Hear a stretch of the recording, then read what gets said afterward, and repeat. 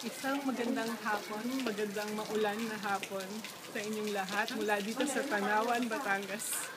Ako po si Annie Lumbao.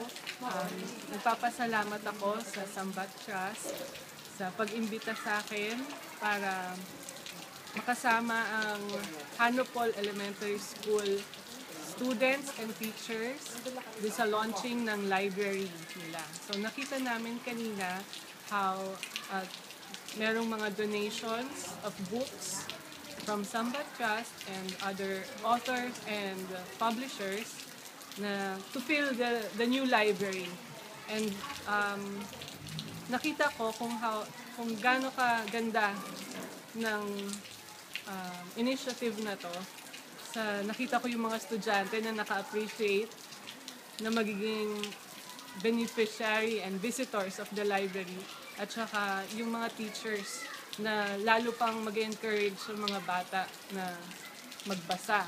So, sabi ko nga sa ating kasamaan sa Sambat Trust, Ms. Zara Gagatiga kanina, na I'm touched going all the way here from Quezon City it's like a mission to encourage others to read.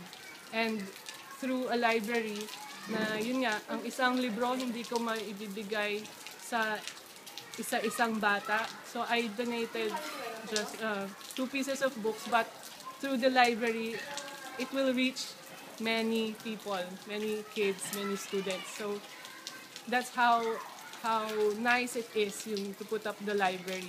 You make the resource available to more and more generation. So, yun. Salamat na merong Sambat Trust that helps these schools in Batangas.